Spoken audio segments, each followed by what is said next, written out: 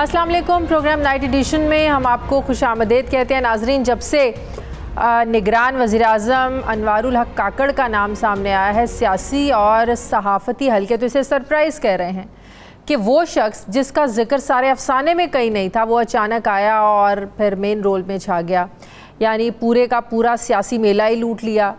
और अब तो इसके साथ ये बहस भी हो रही है कि निगरान वज़ीर-ए-आज़म का सरप्राइज़ सियासतदानों ने दिया है या सियासतदानों को दिया गया है, क्योंकि अनवारुल हक काकड़ का नाम सामने आने से पहले पिछले 1 महीने से कई नाम टीवी स्क्रीनों की जीनत बने हुए थे। बाज़ ने तो मुबारकबादें वसूल भी की और शुक्रिया भी अदा कर चुके थे। ये कैसी बात है कि 2 नाम मुस्लिम लीग नून ने दिए थे, 2 पीपल्स पार्टी ने सामने रखे थे, जबकि हमारे अपोजिशन लीडर राजा रियाज की जेब में तो एक ही नाम था जिसकी उन्होंने किसी को कानो कान खबर नहीं होने दी। शायद वो ख़ुद भी आखिरी वक्त तक लाइल्म थे। पाकिस्तान तहरीक इंसाफ के वाइस चेयरमैन शाह महमूद कुरैशी ये कह रहे हैं कि निगरान वज़ीर-ए-आज़म नून लीग की चॉइस है, ना ही पाकिस्तान पीपल्स पार्टी की, और वो कहते हैं कि तहरीक इंसाफ से भी इस पर कोई मुशावरत नहीं हुई। यानी वो इशारा कर रहे हैं कि ये नाम तो कहीं और से आया है। लेकिन अपोजिशन लीडर राजा रियाज ये दावा करते हैं कि अनवारुल हक काकड़ का नाम उनकी मर्ज़ी से आया है, जिस पर वज़ीर-ए-आज़म शहबाज शरीफ ने भी कोई एतराज़ नहीं किया। हालांकि राजा रियाज साहब की तो मुलाकातें चेयरमैन सेनेट सादिक संजरानी के साथ भी हो चुकी हैं और सादिक संजरानी साहब का भी नाम सामने आ रहा था, लेकिन अचानक इस नामजदगी पर पहले तो बड़ी तारीफ़ की गई काकड़ साहब की, मगर एक ही रात में अभी तो उन्होंने हल्फ भी नहीं उठाया कि कल से कुछ एतराज़ात भी उठना शुरू हो गए हैं। पीडीएम के इत्तेहादी जमात बलूचिस्तान नेशनल पार्टी के रहनुमा सरदार अख्तर मैंगल ने गिले शिकवों के साथ नवाज शरीफ साहब को लंदन में ख़त भेजा है कि निगरान वज़ीर-ए-आज़म के लिए ऐसे शख्स को नामज़द किया गया है जिससे हमारे लिए सियासत के दरवाज़े बंद कर दिए गए हैं। उन्होंने ये भी एतराज़ किया, गिला किया कि आपने माजी से कुछ नहीं सीखा। दूसरी तरफ पीपल्स पार्टी के रहनुमा खुर्शीद शाह साहब भी कहते हैं कि इससे बेहतर और भी चॉइस हो सकती थी, और भी बेहतर नाम सामने आ सकता था। पीपल्स पार्टी तो इस पर तरदीद जारी कर रही है और पीपल्स पार्टी के लोग कह रहे हैं कि हमें पीपल्स पार्टी को इस पर कोई एतराज़ नहीं है। फैसल करीम कुंडी ने भी कहा है कि पीपल्स पार्टी को इस नाम पर कोई एतराज़ नहीं है। अब देखना यह है कि निगरान वज़ीर-ए-आज़म जो हैं ये बाकियों को साथ लेकर चलते हैं या ये तहफ़्फ़ुज़ात ही रहेंगे, फिर उनकी काबीना कैसी होगी। बहरहाल कल यौम आज़ादी पर वज़ीर-ए-आज़म शहबाज शरीफ अलविदाई गार्ड ऑफ ऑनर लेकर वज़ीर-ए-आज़म हाउस से रुखसत हो जाएंगे और नए वज़ीर-ए-आज़म हल्फ उठाएंगे। नाज़रीन, इलेक्शन के इस माहौल में पाकिस्तानी सियासत के 2 बड़े लोग हमें फ़िलहाल तो माइनस नज़र आ रहे हैं। चेयरमैन पीटीआई का रास्ता तोशाखाना केस में मिलने वाली सज़ा ने रोक रखा है। एक्चुअली और भी बहुत सारे केसेस उनकी गिरफ्तारी का इंतज़ार कर रहे हैं। नवाज शरीफ की वतन वापसी का जो जहाज़ था ये टेक ऑफ होते होते सुप्रीम कोर्ट के रिव्यू एंड जजमेंट एक्ट ने रोक दिया है। चेयरमैन पीटीआई के ख़िलाफ़ मुकदमात की एक लंबी फहरिस्त है, जैसे 9 मई के मुकदमात हैं, जैसे साइफ़र को गुम करने का एक्ट इन पर लगा हुआ है, अलकादे ट्रस्ट केस है जिसमें उनकी ज़मानत भी कैंसिल हो चुकी है। अब खदशा ये ज़ाहिर किया जा रहा है कि इलेक्शन से पहले जेल से बाहर आना ये चेयरमैन पीटीआई के लिए आसान नहीं होगा। इसी तरह नवाज शरीफ भी अदालतों से सज़ा याफ्ता हैं। इलेक्शन में उनकी ताहियात नहली को 5 साल में बदल तो दिया गया है इलेक्शन एक्ट में तब्दीली करके, लेकिन लंदन से वापसी पर जो उनकी अल-अज़ीज़िया केस में जो उनकी 7 साल कैद की सज़ा है, इसे ख़त्म करवाने के लिए नवाज शरीफ को दोबारा जेल भी जाना पड़ सकता है, यानी सुप्रीम कोर्ट में रिव्यू में जाना होगा। नवाज शरीफ तो अहल हो गए लेकिन सज़ा तो बाकी है। इसी तरह चेयरमैन पीटीआई भी इंतखाबी मैदान के लिए नाअहल करार दिए जा चुके हैं। पिछले इलेक्शन पर नवाज शरीफ जेल में थे, चेयरमैन पीटीआई बाहर थे। अब फ़िलहाल तो चेयरमैन पीटीआई अंदर हैं, जेल में हैं, नवाज शरीफ साहब बाहर हैं। तो तराजू के दोनों पलड़ों को बराबर करते हुए कि आपकी बार नए इलेक्शन में जो बज़ाहिर तो 2024 में हो जाएंगे, क्या अब चेयरमैन पीटीआई की बारी है? इन कानूनी चैलेंजेस के होते हुए चेयरमैन पीटीआई और नवाज शरीफ का सियासी मुस्तकबिल क्या होगा, इसी पे बात करने के लिए मुझे ज्वाइन कर रहे हैं सीनियर माहिर कानून बैरिस्टर चौधरी एतजाज़ अहसन साहब। अस्सलाम वालेकुम, बहुत बहुत शुक्रिया चौधरी साहब, आपने वक्त दिया। चौधरी साहब, निगरान वज़ीर-ए-आज़म बलूचिस्तान से अनवारुल हक काकड़ साहब, यकीनन आपके लिए भी सरप्राइज़ होगा ये नाम, क्योंकि टीवी स्क्रीन्स पर तो पिछले 1 महीने से और बहुत से नाम चल रहे थे। बहुत से लोगों ने तो मुबारकबादें भी वसूल कर ली थी, लेकिन उसके बावजूद खुफिया अपनी तरफ से वो लोग रख रहे थे। ये आपके लिए कितना सरप्राइज़ था काकड़ साहब का नाम सामने आना बतौर निगरान वज़ीर-ए-आज़म? चौ साहब। सबसे बड़ा सरप्राइज़ तो ये शहबाज शरीफ और राजा रियाज के लिए था। सुना है बैठे हुए थे एक मेज़ पे और आमने सामने नाम डिस्कस कर रहे थे और वो जिलानी का नाम सबसे ऊपर जा रहा था, जलील अब्बास जिलानी का। उस पर इत्तफाक़ राय हो रहा था कि छत से एक चिट गिरी है, पर्ची गिरी है नीचे टेबल पे, मेज़ पे इनके दरमियान। और राजा रियाज ने उसको लेकर खोला है तो उसने कहा लो जी नाम आ गया है, अब तो बहस की ज़रूरत नहीं है। उसने शहबाज ने कहा जज़ाकल्लाह, क्या नाम है?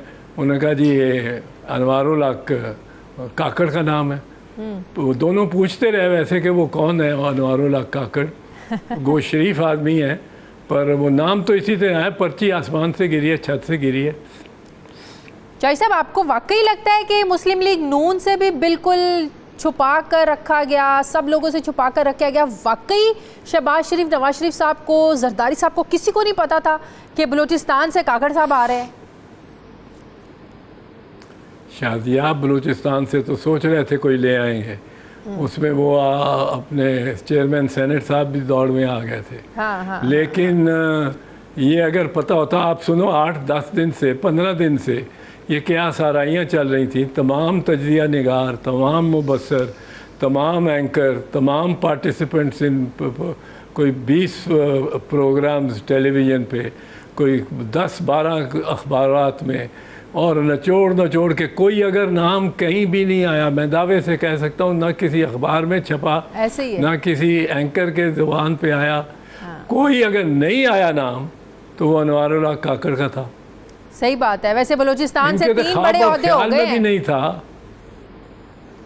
जी। बलूचिस्तान से अब 3 नाम बड़े ओहदों पर हैं। अब ये निगरान वज़ीर आज़म साहब, सादिक संजरानी साहब, 16 सितंबर को जो चीफ जस्टिस साहब हल्फ ले रहे हैं, नए चीफ जस्टिस साहब काजी फायज़ ईसा साहब। तो एक छोटे सूबे से इतने बड़े ओहदों पर नाम, ये बलूचिस्तान के लिए अच्छी चीज़ है चाई साहब?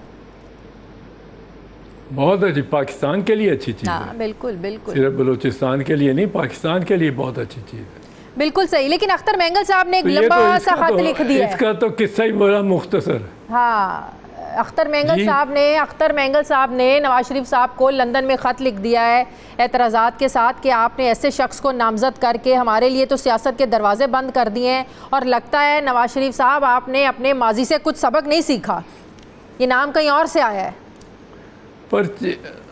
पर्ची के बाद इनको चाहिए था कि पर्ची डिस्कस ज़रूर करते अपने एलाई से। हाँ, अगर डिस्कशन नहीं की और आपस में भी कोई डिस्कशन नहीं हुई, जज़ाकल्लाह ही कह दिया इन्होंने, तो इसका मतलब है ये वो आपस में वो नेगोशिएशन और वो डिस्कशन नहीं हुई जो आइन मुतकादी है, जिसका आइन मुतकादी है। सही।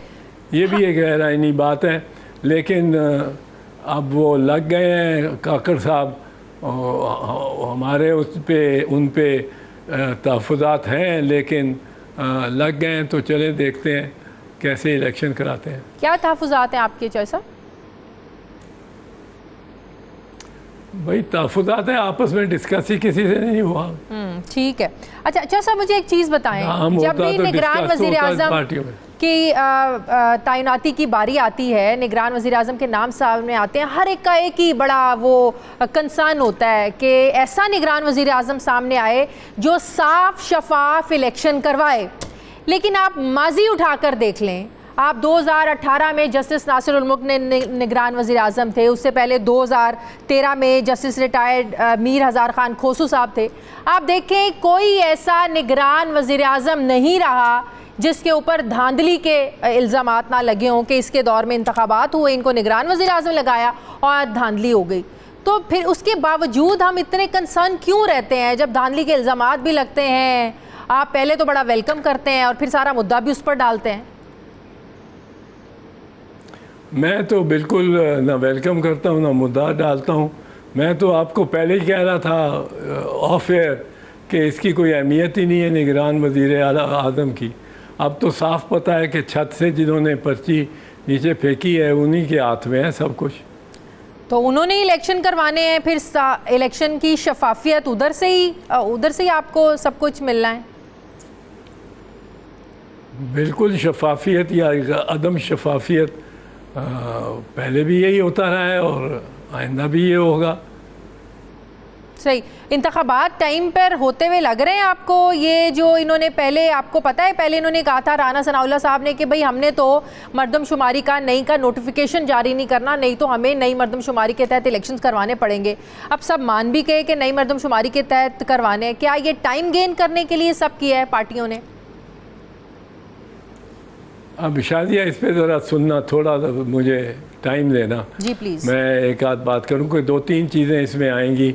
सदर का इलेक्शन इसमें आएगा, कानूनी उसकी आइनी हैसियत, फिर आएगा आइन में तरमीम की ज़रूरत पर, सेंसस पर, और इसमें सेनेट के पर असरात, ये बहुत सारी बातें आएंगी। पहली बात तो मैं ये अर्ज़ करूँ कि अब असेंबली कोई नहीं है। पहले तो भी असेंबली जब थी तो आइन में तरमीम नहीं कर सकती थी क्योंकि 228 MN ही नहीं थे। हाँ। अब तो 228 MN ने क्या, असेंबली ही कोई नहीं है। हाँ। अगर तरमीम नहीं हो सकती तो फिर सेंसस पे, नए सेंसस पे इंतखाबात ही नहीं हो सकते, क्योंकि नए सेंसस ने जो रद्दोबदल करना है शुमारियात में, सीटों की शुमारियात में आपस में बाहमी तौर पे, शायद मैं बात करता हूँ यूँ ही, बलूचिस्तान की 2 बढ़ जाएं, पंजाब की 3 कम हो जाएं, सिंध की कराची की वजह से 1 आध और बढ़ जाए, 2 बढ़ जाए, खैबर पख्तूनख्वा की कम हो जाए या बढ़ जाए। वो अब सीटों को अगर आपने रद्दोबदल करना है तो आइन में तरमीम लाजिम है, क्योंकि आइन ने पहले से कह दिया हुआ है कि 148 सीटें 342 में से पंजाब की होंगी। अब 148 को करके अगर 144 आपने करना है तो आइन में तरमीम की ज़रूरत है, उसके बग़ैर नहीं हो सकता। और अगर आपने हल्का बंदियाँ और इस नए सेंसस पे करानी है तो उसके लिए आपको पहले आइन में तरमीम करनी पड़ेगी। आइन में तरमीम आप कर नहीं सकते क्योंकि असेंबली भी नहीं है ही नहीं, कौमी असेंबली तो अब है ही नहीं, तो वो तरमीम हो ही नहीं सकती। अब अगर तरमीम नहीं हो सकती तो 2-3 और बातें भी आ जाती। एक तो बात यह है कि जैसे मैंने कहा कि सेंसस जो है वो सेंसस का ऐसे ही CCI पे के मुश्तरका मुफाद की काउंसिल के सामने भी जाना रखना रिपोर्ट का बिल्कुल गैर आइनी है, क्योंकि उसमें 2 चीफ मिनिस्टर ऐसे बैठे हैं जो मुंतखब ही नहीं है। हाँ। वो नामजद है, वो निगरान है। वो मैं पंजाबी हूँ, मेरा चीफ मिनिस्टर जो CCI में बैठ के मुझे पाबंद करके आया है वो मेरा चीफ मिनिस्टर ही नहीं है। मैं मानता ही नहीं उसको। 90 दिन भी गुजर गए हैं और वो बैठा हुआ है, वो तो अपने बहरूपिया है कोई। और इसी तरह आज़म खान जो है खैबर पख्तूनख्वा में, वो भी बहरूपिया है। अगर आज़म खान से मैं कम से कम तवक्को रखता था कि एक नेक नाम, बहुत नेक नाम शख्स है, बुज़ुर्ग शख्स है, सारी ज़िंदगी खिदमत में और सर्विस में गुजार दी है, ये तो 90-91 वाले दिन उठ के चला जाएगा कि जी मैं नहीं अब रह सकता। लेकिन मुझे बहुत मायूस किया आज़म खान ने, जो सरहद का चीफ मिनिस्टर है। पर बहरहाल अब देखें अब क्या होता है। अब देखें, अब ये है कि लॉज बहुत सारे कवानीन पास कर दिए हैं और असेंबली चली गई है। हाँ। अब उनको सदर आरिफ अलवी जो कि उस वक्त तक सदर रहेंगे जब तक उनका मुंतखब जानशीं उनकी जगह आके बैठने को तैयार नहीं होता। जो उनका मुंतखब जानशीं, तो वो जब मुंतखब कब होगा, जब इंतखाबात होंगे। इंतखाबात कब होंगे? पहले इंतखाबात होंगे असेंबलियों के, फिर असेंबलियों के बाद इंतखाब होगा सदर का। पर असेंबलियों के इंतखाब कब होंगे? उस वक्त होंगे जब ये सेंसस की मुताबिक, नए सेंसस के मुताबिक आइन में तरमीम कर ली जाएगी। पर आइन में तरमीम कब होगी वो नहीं हो सकती, वो असेंबली ही कोई नहीं है। अब सदर साहब जो कि मौजूदा बाकायदा सदर हैं, अगर ये कवानीन जो इन्होंने बनाए हैं 50-60 एक्ट बनाए हैं 1-2-3 दिनों में। हाँ। और एक एक्सप्रेस चलाई है, कोरम नहीं देखा, कुछ नहीं देखा।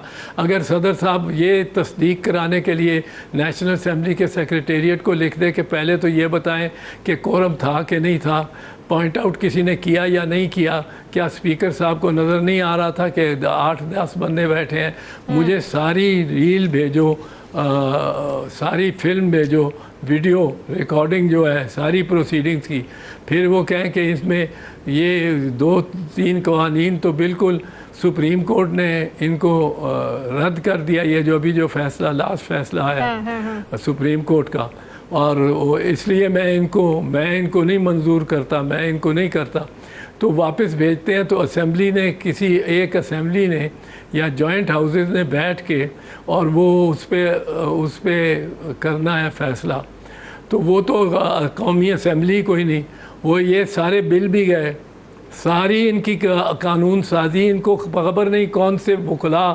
समझाते रहे शहबाज शरीफ को। आज़म नज़ीर तारड़ साहब भी थे वज़ीर कानून इनके। जॉय साहब मेरे साथ रहे, मुझे ब्रेक लेनी है, वापस आते हैं एक वक्फे के बाद।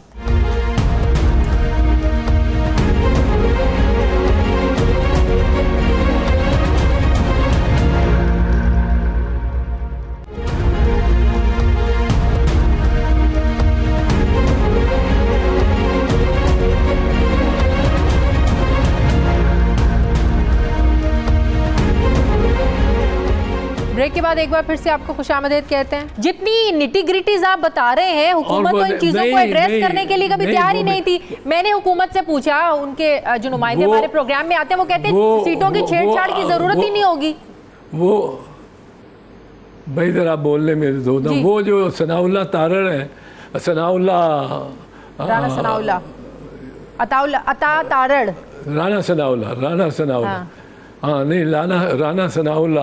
राना सनाउल्लाह जो है वो भी लॉ मिनिस्टर हैं पंजाब के, कोई 5-10 साल, तो वो भी लॉ मिनिस्टर, ये 2 लॉ मिनिस्टर, एक वो आइन के माहिर, कंप्लीट माहिर, और सुप्रीम कोर्ट की जो गुलाम गर्दिशें हैं उनके ख़ास मुसाफिर ख्वाजा आसिफ साहब, वो ये सब इनको किसी ने नहीं बताया, देखा नहीं इन्होंने। हम चिल्लाते रहे कि ये आप किस तरफ जा रहे हैं, किस तरफ मुल्क को लेके जा रहे हैं, ना वज़ीर आज़म सुनने को तैयार थे ना कुछ, और ये इनको ख्याल था कि एक 9 मई हो गया है, बस अब हमने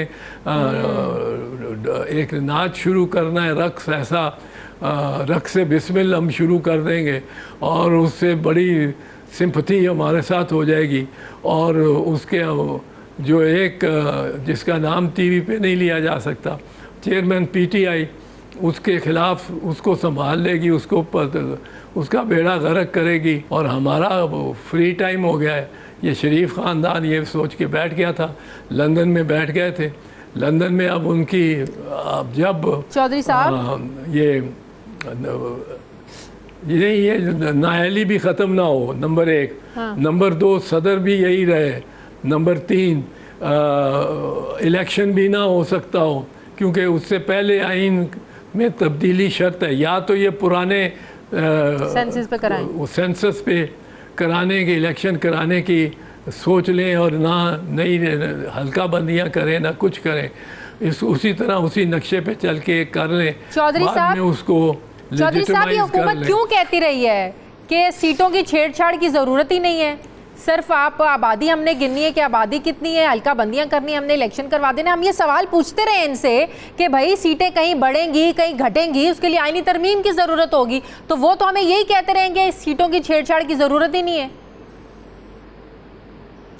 बिल्कुल गलत कहते रहे, आइन में साफ लिखा हुआ है कि नए सेंसस पे फिर रीएलोकेट होंगी, और रीएलोकेट करने का तरीका ये एक है, क्योंकि आइन में लिखी नहीं है सीटें किस सूबे की कितनी होंगी, किस सूबे की कितनी होंगी, वो लिखा हुआ है, दर्ज है, वो स्पेसिफिकली दर्ज है। मिसाल के तौर पे मैंने आपको बताया कि लिखा हुआ है पंजाब की 148 सीटें होंगी। अब पंजाब की 148 से अगर बढ़ के 151 होनी हो तो यूँ तो नहीं हो सकती कि आइन में 148 लिखी हों, और ज़मीन पे वो जो हमारे इलेक्शन कमिश्नर साहब हैं, जिनको मैं समझता हूँ इस सारे मुहम्मे खड़े करने की, इन सारे गोरख धंधे कि जी इलेक्शन पहले होंगे, कि आइन में तरमीम पहले होगी, इलेक्शन पहले होंगे तो आइन में कितनी सीटें, पुरानी सीटें ही चलेंगी, अगर पुरानी सीटें नहीं चलेंगी तो आइन में तरमीम कैसे होगी? मुझे एक बात बताएं, क्या ये फैसला रिवर्स भी हो सकता है?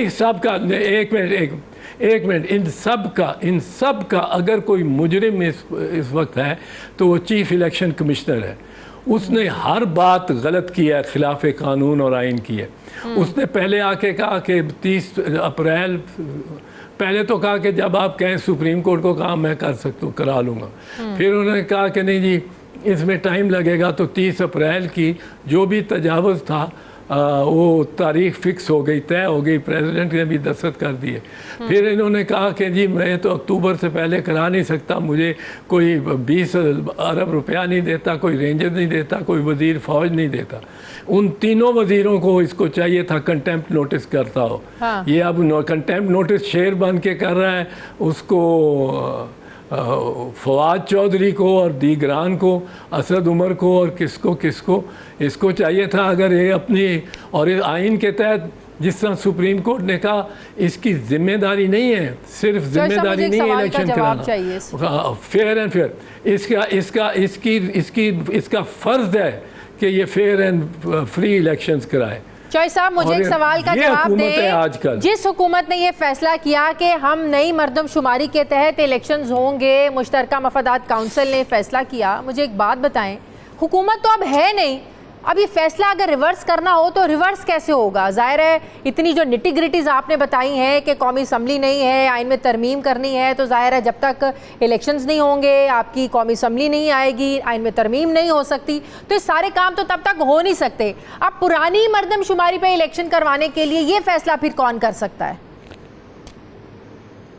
अब इससे अंदेशा मुझे ये है कि जो कवानीन इन्होंने पास किए हैं उनमें एक कानून था जिसमें उन्होंने निगरान हुकूमतों को बहुत बाइख्तियार कर दिया कि वो बैनुल अक़वामी माहदे भी कर सकते हैं, वो प्राइवेटाइजेशन भी कर सकते हैं, वो बड़े बड़े फ़ैसले भी कर सकते हैं, फाइनेंशियल कमिटमेंट्स भी कर सकते हैं, प्रोजेक्ट्स भी लॉन्च कर सकते हैं। अब वो ये पहले निगरानों के आइन के तहत ये इख्तियारात नहीं है कि वो ऐसा एक प्रोजेक्ट लॉन्च कर दें जिसमें 40 अरब लगा दें और 200 अरब लगाना हो और बाकी हो, और वो हुकूमत पाबंद हो, अगली मुंतखब हुकूमत जो उस प्रोजेक्ट को गलत भी समझती हो लेकिन वो उसको ऐसे फंसा जाए कि वो उसको करना पड़े वो प्रोजेक्ट। ये इख्तियार में नहीं था निगरानों के। अब निगरानों को तकरीबन मुकम्मल हुकूमत की तौर एतबार से के तौर पे उनको बना दिया गया है, बाइख्तियार कर दिया गया। अब ये पंजाब से और खैबर से पहले ये सबक लेके निकली है इस्टेब्लिशमेंट ने। इसमें ना नवाज शरीफ का फ़ायदा होगा, ना किसी और का फ़ायदा होगा सियासतदान का, ना मौलाना फजलुर रहमान का। अब ये निकले हैं पंजाब के और खैबर के कामयाब तौर पे आइन से रूगर्दानी करने की कामयाब कोशिश से निकले हैं कि 90 दिन में इलेक्शन नहीं कराए। अब तो 210 दिन के कितने हो चले हैं पंजाब और सरहद को, और वो अगर चले अगर 210 दिन हो गए, ये लॉन्ग टर्म जो है निगरान ला रहे हैं, लॉन्ग टर्म निगरान। ये अब निगरान ही रहेंगे काफ़ी अर्सा, और ये कहेंगे कि जी हम इलेक्शन नहीं करा सकते क्योंकि हल्का बंदियाँ नहीं हो सकती जब तक सेंसस के मुताबिक आइन में तरमीम ना हो।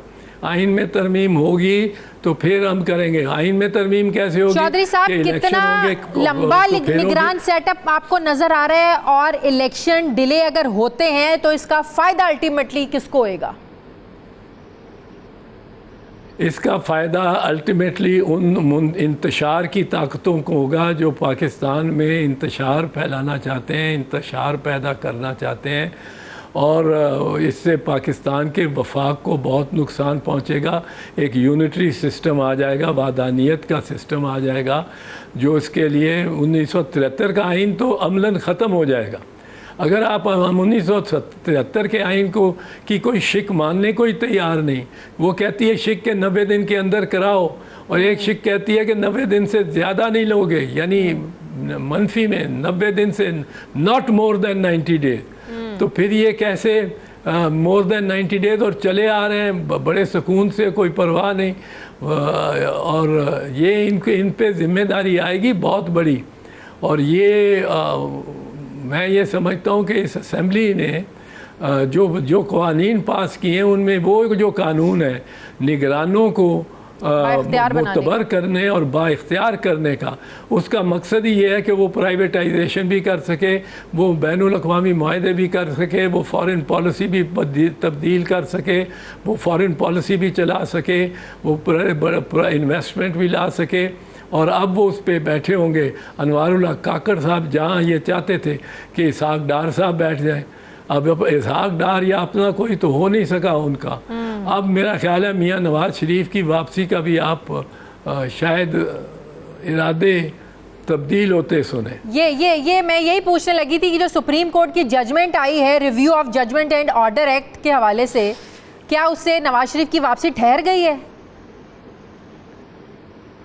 बिल्कुल ठहर गई होगी, बिल्कुल ठहर गई होगी, क्योंकि नवाज शरीफ अगर शाजिया अपने भाई की हुक्मरानी के दौरान, अपने भाई की, और वो भाई जो बड़ा ताबेदार है, जो इस वक्त उनको ओवरटेक कर रहा है, वो आगे निकल गया मियाँ साहब से, क्योंकि उसने कहा है कि मैं तो बड़ा फ़ख्र करता हूँ कि मैं इस्टेब्लिशमेंट का बंदा हूँ। हाँ। उसने तो हाँ बहुत पीछे छोड़ दिया नवाज शरीफ को। और अब तो वैसे ही नवाज शरीफ ने नहीं आना, पर अपने भाई ताबेदार छोटे भाई की हुकूमत में वो नहीं आ सकते तो कब आएंगे, फिर कब आएंगे? क्या खदशा, क्या प्रॉब्लम थी उनको? कोई प्रॉब्लम थी ना। अभी वो कन्विक्शन भी सेटिसाइड होनी है, मफरूरी भी चल रही है, तो वो तो घबरा रहे हैं आने से। उनकी बेटी है एक, मैं समझता हूँ शरीफ ख़ानदान में एक ज़रा दलेर किस्म की, जो अपने उसके भाई भी जहाँ कदम नहीं रखने को तैयार, उसके भाई कदम रखने को तैयार नहीं, उसके वालिद कदम रखने को तैयार नहीं, उसकी फैमिली के जो मर्द हैं, और वो फिर रही है, जलसे भी करती फिर रही है। उसने एक अपनी ट्रेडिशन और बना दी है। जैसा मुझे एक बात बताएं, इलेक्शन एक्ट 2017 में जो तब्दीली की है, ताहयात नाअहली को 5 साल की उसमें बदला, क्या नवाज शरीफ बहल हैं इलेक्शन लड़ने के लिए? नहीं है, वो कन्विक्टेड है। ये कन्विक्शन तो सेटिसाइड इस तरह नहीं हो सकती। वो तो कोर्ट को अप्रोच करना पड़ेगा, अदालत को, और अदालत को ये चूँकि डायरेक्टली 184(3) के तहत सज़ा मिली हुई है, 184(3) की पिटिशन पर, इसलिए ये आइन के तहत सज़ा है, और आइन में तरमीम इसके लिए भी ज़रूरत होगी। ये किसी कानून के तहत सज़ा नहीं है, ये आइन के तहत 63 आर्टिकल के तहत, और जो इन्वोक भी किया गया है, जिसकी तरफ रजू भी किया गया है आइन के 184 ज़ेली दफ़ा 3 के तहत। ये आइन की तरमीम के ज़रिए, notwithstanding any judgement of any court including the High Court and the Supreme Court, ये उससे पहले लगेगा आइन में शिक आएगी तो इस जजमेंट को तलफ़ किया जा सकेगा, वरना ये नहीं ख़त्म होती। और यहाँ आलम ये है कि वो अंग्रेज़ी में मुहावरा होता है, वो पूछते हैं कि what came first, the chicken और द एग। इन्होंने हमें ऐसे फंसा दिया है कि what will come first, the election और the constitutional amendment. Constitution amendment इसलिए नहीं हो सकती कि असेंबली नहीं है, इलेक्शन नहीं हो सकते। इलेक्शन इसलिए नहीं हो सकते क्योंकि वो कॉन्स्टिट्यूशनल अमेंडमेंट नहीं है। बिल्कुल। तो नवाज शरीफ साहब के पास क्या ऑप्शन है? एक ही ऑप्शन है कि वापस आएँ, अपनी जो अल-अज़ीज़िया में सज़ा है वो काटें, उसमें रिव्यू हो सकती है इनकी, नवाज शरीफ साहब की? इतनी मफरूरी के बाद नहीं हो सकती। अच्छा, किसी और को तो दुनिया में या पाकिस्तान में तो किसी और को नहीं मिल सकती इतनी मफरूरी, और मफरूरी भी प्री कन्विक्शन नहीं, आफ्टर कन्विक्शन, जब मुजरिम ठहराए गए हैं। मफरूर को तो आइन और कानून ये कहता है कि उसके तमाम हकूक़, ज़ाती हकूक़ जो हैं वो सलब हो जाते हैं, उसके तमाम मफरूर सरेंडर करे, एक एक दिन की वो का हिसाब दे, एक दिन का, जिस तरह लिमिटेशन एक्ट में दिया जाता है कि जी इस तरह मैं पकड़ा गया था, अगवा हो गया था, अफ़गान ले गए थे मुझे, वो उन्होंने इतने अरसा रखा, मुझे इधर रखा, फिर उधर ले गए, फिर इधर ले गए, मुझे दिन तो याद नहीं है पूरे, पर 4 दिन पहले मैं रहा हुआ हूँ, और मुझे वो छोड़ गए दाल बंदीन के बॉर्डर पे, और फिर मैं आ गया हूँ आपके सामने। मुझे ब्रेक लेनी है। चॉइस साहब मेरे साथ हैं, एतजाज़ अहसन साहब वापस आते हैं नाज़रीन एक छोटे से वक्फे के बाद।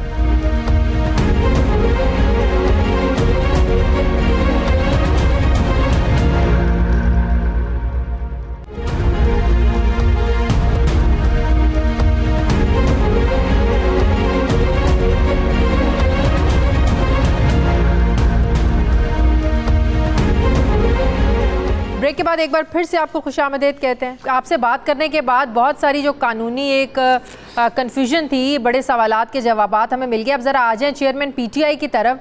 चेयरमैन पीटीआई को कोई रिलीफ मिलता हुआ आपको लग रहा है?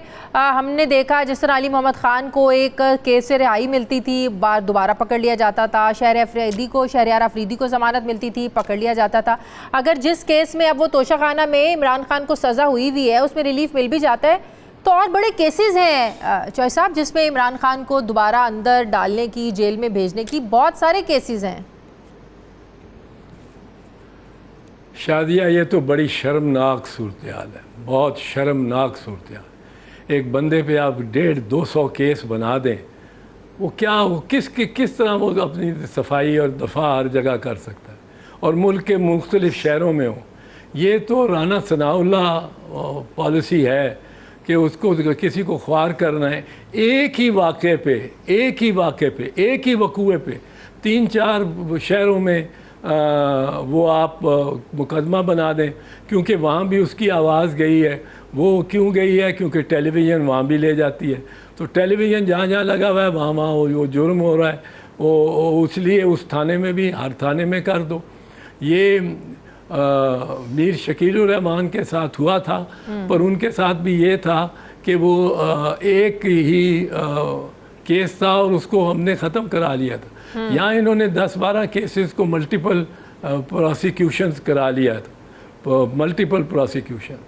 वो भी ज़्यादती थी जो मीर शकील के साथ हो रही थी, बहुत ज़्यादती थी। अब ये भी बहुत ज़्यादती है। और इसमें नया आंसर ये डाल दिया है कि इन्होंने 4-5 किस्म के और मुख्तलिफ लगा दिए हैं उस पर वाक़यात के हिसाब से, कि लायलपुर का यानी फैसलाबाद का केस जो ISI के दफ्तर पे हमले का केस है, वो एक के पर्चा रजिस्टर करके कोई 8 पर्चे बना दिए। वो जो लाहौर का कोर कमांडर का है, एक पर्चा करके उसके कोई, क्योंकि वो कहाँ सुना गया, देखा गया TV पे, वो उसको 5-7 बना दिए। तो इस तरह ये तो केस के अंदर से केस निकलना बहुत ज़्यादा है। और ये जो कल शेख शाहीन साहब, इनके वकील मेरे प्रोग्राम में थे, वो कह रहे थे कि जब जज दिलावर ने वो फैसला लिखा सज़ा का, तो उसमें लिखा कि इन्हें अडियाला मुंतकिल करना है। तो ये इनको अटक किसके कहने पर क्यों शिफ्ट किया गया, ये भी तो फिर अदालती हुक्म की खिलाफ वर्जी है ना। ये फिर किस पर डाली जाए? ये बिल्कुल खिलाफ वर्जी है और गैर आइनी, गैर कानूनी हो जाती है उनकी हिरासत। और दूसरी चीज़ मैं बताऊं, खान को सज़ा मिली है 3 साल। 3 साल की सज़ा। तो मैं हैरान हूँ, मैं बिल्कुल हैरान हूँ कि चीफ़ जस्टिस के सामने पहली पेशी पे उन्होंने क्यों नहीं सस्पेंड की। सुप्रीम कोर्ट के फैसले हैं कि 5 साल तक, यहाँ तक कि लाहौर हाई कोर्ट का फैसला है कि 7 साल तक जो सज़ा है ये शॉर्ट सेंटेंस है, इसको कहते हैं शॉर्ट सेंटेंस।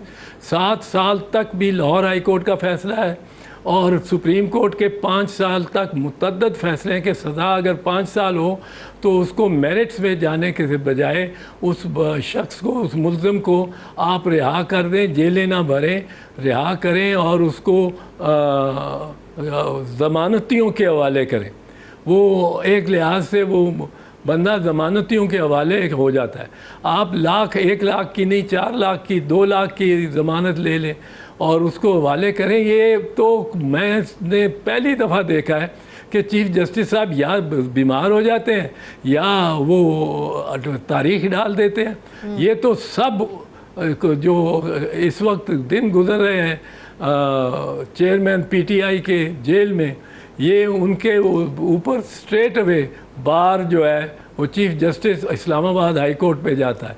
और मुझे बड़ी हैरत है कि हैरानगी नहीं है, हैरानगी गलत होता है लफ्ज़, हैरत है कि मज़हर फ़ारूक साहब इस तरह के जस्टिस उमर फारूक दे रहे हैं। उनसे मुझे बिल्कुल कतई तवक्को नहीं थी। बिल्कुल जस्टिस आमिर फारूक। मुझे एक और चीज़ बताएं, ये जो इंटरसेप्ट की जो एक स्टोरी वहाँ पर साइफ़र को दोबारा छेड़ा गया है, जो उसका कंटेंट था साइफ़र का, उसको जिस तरीके से छापा गया है, इस पर भी अब कुछ लोग कह रहे हैं कि खान साहब को जो है वो उम्र कैद की सज़ा हो सकती है ऑफिशियल सीक्रेट एक्ट के तहत। ओहो, ये भी कोई सोचते नहीं है। देखो शाजिया, हाँ। साइफर को डी क्लासीफाई कौन कर सकता है? कौन मजाज अथॉरिटी है डी क्लासीफाई करने की? आपका आपको पता है वो प्राइम मिनिस्टर है। प्राइम मिनिस्टर नहीं, वो प्राइम मिनिस्टर है। अच्छा, फॉरेन ऑफिस की कोई एडवाइस की उसको ज़रूरत नहीं है। वो मुल्क के लिए गलत हो या अच्छा हो या बुरा हो, वो और बात है, अलग बात है। कॉम्पिटेंस किसकी है, इख्तियार किसको है? Prime minister. वो प्राइम मिनिस्टर को है। और प्राइम मिनिस्टर पे ही आप केस चला रहे हैं मुबैना तौर पे डी क्लासिफिकेशन करने का। ये इनको कौन सा कहता है कि दुम से पकड़ के केस चलाओ और फिर नाक तक जाओ? तो आपको अजीब मतलब है। और फिर ये गुमराह करते हैं इदारों के, दूसरे इदारों के जो इनके साथ मुआवन इदारे हैं, मुआवनत कर रहे हैं। नहीं, एक को कहते हैं ना कि जलसे में लहराना, बिल्कुल गुमराह करते हैं। सबको बताना, उसका कंटेंट बताना, दो ममालिक के दरमियान की जो कॉन्वर्सेशन है उसको आप जलसे में बता रहे हैं। फिर आप साइफर कह रहे हैं कि भाई मेरे पास तो कॉपी थी, वो गुम गई। तो ये सारे एलिगेशन लग रहे हैं ना खान साहब पे। नहीं, साइफर एक दफ़ा उन्होंने कर दिया, ज़ाहिर कर दिया, डी क्लासीफाई कर दिया, तो उसके बाद तो सारी दुनिया के पास जा सकता है। सारे पाकिस्तान के 24 करोड़ के 24 करोड़ एक एक इंसान उसको पढ़ सकता है। उसमें क्या है?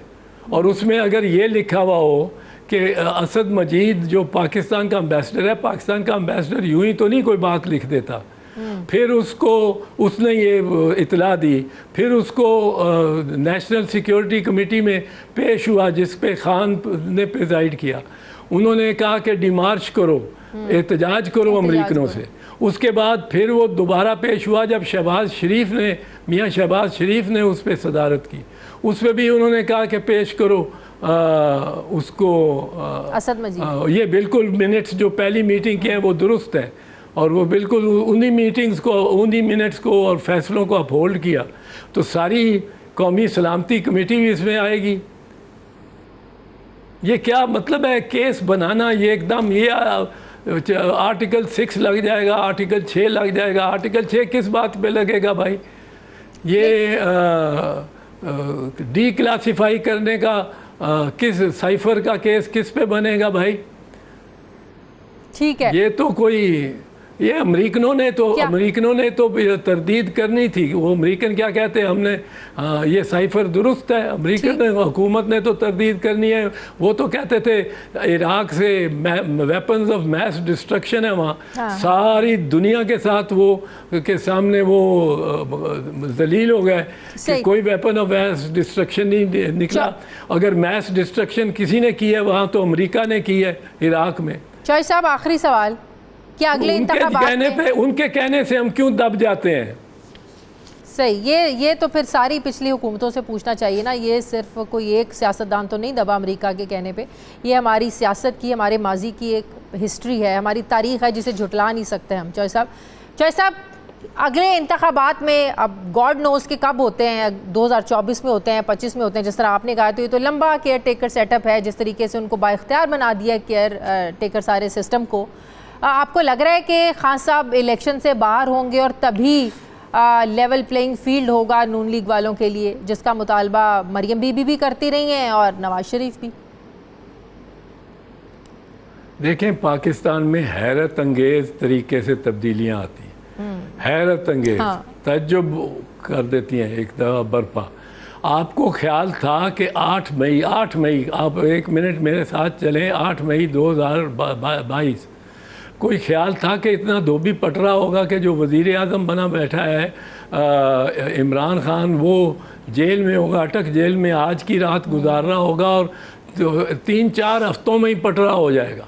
3-4 हफ्तों में ही, और सारा कुछ उल्टा सीधा हो जाएगा। ठीक है, बहुत बहुत शुक्रिया माहिर कानून, सीनियर माहिर कानून बैरिस्टर चौधरी एतजाज़ अहसन साहब मेरे साथ थे। सर बहुत बहुत शुक्रिया, वक्त दिया। प्रोग्राम का वक्त ख़त्म हो गया। नाज़रीन फीडबैक ज़रूर दें, अपना ख्याल रखें, मुझे इजाज़त दें, अल्लाह हाफ़िज़।